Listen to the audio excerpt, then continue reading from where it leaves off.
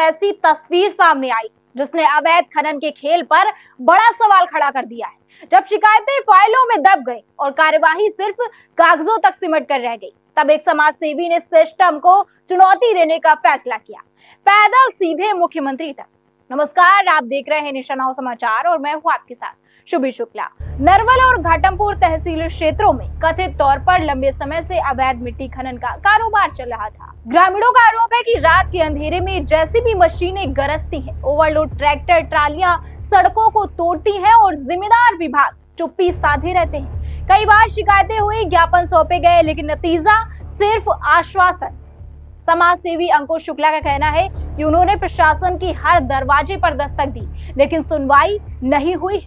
उनका आरोप है कि खनन माफिया और कुछ जिम्मेदार अधिकारियों की मिलीभगत से ये खेल जारी है।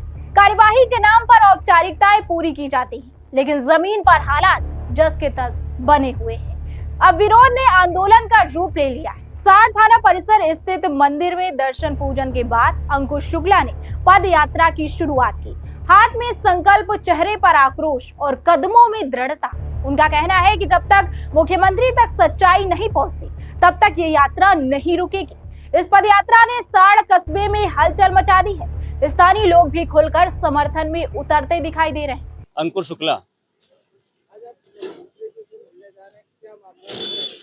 दिनांक 22 फरवरी 2026 को मैंने ये घोषणा की थी कि मैं 22 तारीख को मुख्यमंत्री कार्यालय पहुंचूंगा पदयात्रा करके, और समस्या ये थी कि अवैध खनन हो रहा है।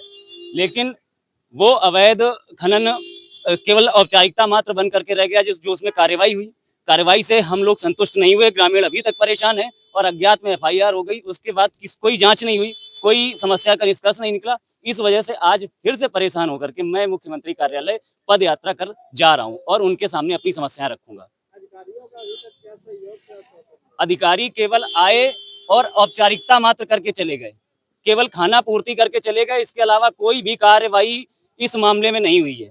लगातार ओवरलोड वाहन मिट्टी भर के यहाँ से निकलते हैं। बच्चे स्कूल पढ़ने जाते हैं, उनको समस्याएं होती। ग्रामीण बाजार करने आते हैं कस्बे में, उनको समस्याएं होती है। लेकिन कोई कार्यवाही अभी तक नहीं हुई, कोई सुनवाई नहीं। सत्ता के दबाव में ये कार्य किया जा रहा है। आप एक पत्रकार हैं, खबरों के माध्यम से भी तो आप अधिकारियों से सब पूछ सकते हैं। देखिए, मैं एक जनसेवक हूँ सर्वप्रथम, और रही बात पत्रकारिता की, तो पत्रकारिता में काफी दिनों से खबरें चल रही थी, अखबारों में, चैनलों में खबरें चल रही हैं, परंतु उसका कोई असर नहीं हुआ, क्योंकि ऊपर से ही जब दबाव आएगा तो अधिकारी भी कुछ नहीं कर सकते हैं।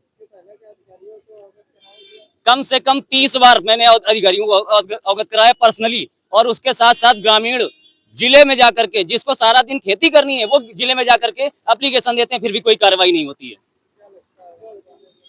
मैं मुख्यमंत्री कार्यालय पद यात्रा करके जाऊंगा। अगर वहां पे मेरी नहीं सुनी जाएगी तो वहीं पर मैं जनेश्वर मिश्र पार्क में बैठ करके आमरण अनशन करूंगा, और तब तक करूंगा जब तक क्या कहते हैं इस पे कार्रवाई नहीं होती है। मुझे किसी का कोई सहयोग नहीं मिला है, और इसी वजह से मैं आज मुख्यमंत्री कार्यालय पैदल जा रहा हूँ। ग्रामीणों का कहना है कि अवैध खनन से खेतों को नुकसान हुआ है, रास्ते टूट गए हैं और दुर्घटनाओं का खतरा बढ़ गया है। बच्चों और बुजुर्गों के लिए सड़क पर चलना तक मुश्किल हो गया है। अब बड़ा सवाल ये है, क्या ये पदयात्रा प्रशासन की नींद तोड़ेगी? क्या खनन माफिया पर शिकंजा कसेगा, या फिर ये आवाज भी सिस्टम की दीवारों से टकराकर लौट आएगी?